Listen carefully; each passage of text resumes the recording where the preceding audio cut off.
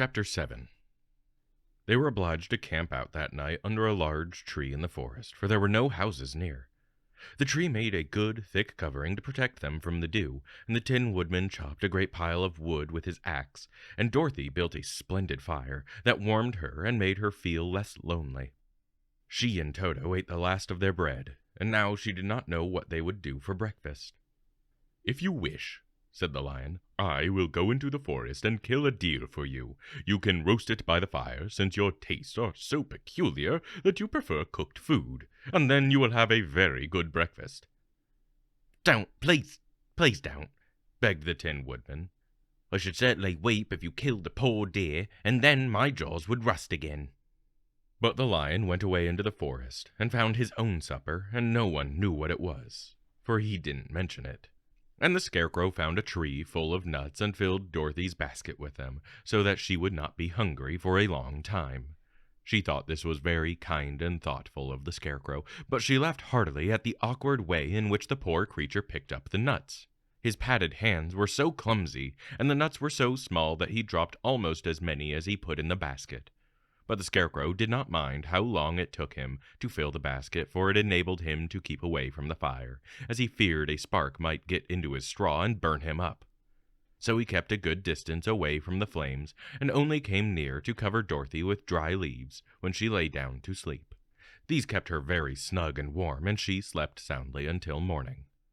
When it was daylight, the girl bathed her face in a little rippling brook, and soon after they all started toward the Emerald City.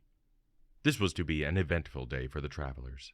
They had hardly been walking an hour when they saw before them a great ditch that crossed the road and divided the forest as far as they could see on either side.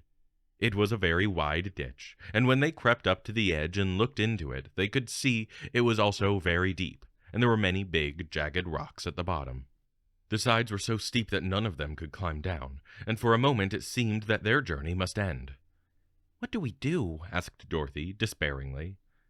"I haven't the faintest idea," said the Tin Woodman, and the Lion shook his shaggy mane and looked thoughtful. But the Scarecrow said, "We cannot fly, that is certain. Neither can we jump down into the great ditch. Therefore, if we cannot jump over it, we must stop where we are." "I think I could jump over it," said the Cowardly Lion, after measuring the distance carefully in his mind. "Then we are all right," answered the Scarecrow, "for you can carry us all over on your back one at a time." "Well, I'll try it," said the Lion. "Who will go first?"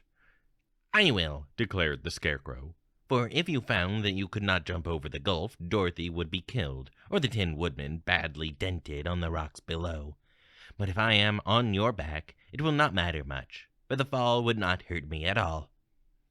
"I'm terribly afraid of falling myself," said the Cowardly Lion, "but I suppose there is nothing to do but try it. So get on my back, and we will make the attempt." The Scarecrow sat upon the Lion's back, and the big beast walked to the edge of the gulf and crouched down. "Why don't you run and jump?" asked the Scarecrow.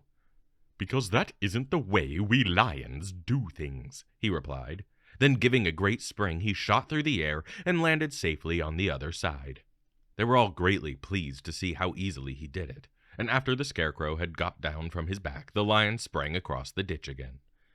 Dorothy thought she would go next, so she took Toto in her arms and climbed on the Lion's back, holding tightly to his mane with one hand. The next moment, it seemed as if she was flying through the air, and then before she had time to think about it, she was safe on the other side.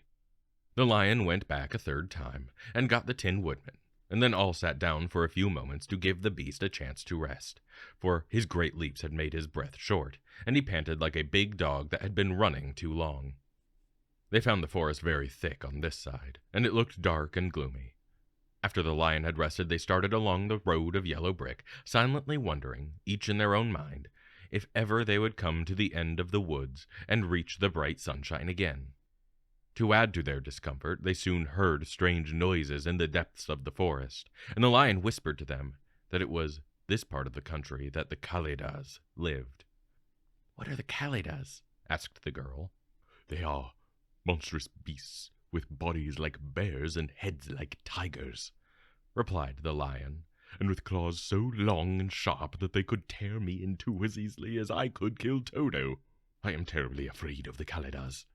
I am not surprised that you are, returned Dorothy. They must be dreadful beasts. The lion was about to reply when suddenly they came to another gulf across the road. But this one was so broad and deep that the lion knew at once that he could not leap across. So they sat down to consider what they should do, and after serious thought, the Scarecrow said, Here is a great tree standing close to the ditch. If the Tin Woodman can chop it down so that it will fall to the other side, we can walk across it easily. That is a first-rate idea, said the lion. One would almost suspect you had brains in your head instead of straw.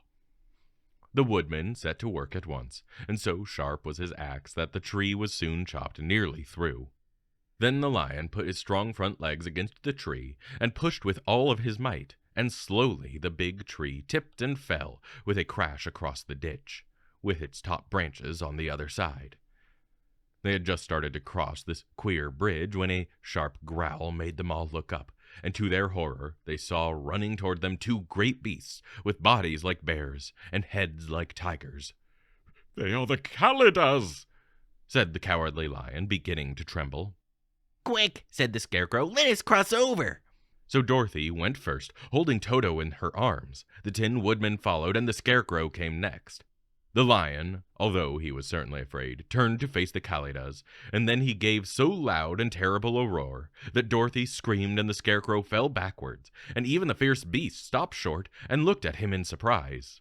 But seeing that they were bigger than the lion, and remembering that there were two of them and only one of him, the Kalidahs again rushed forward, and the lion crossed over the tree and turned to see what they would do next.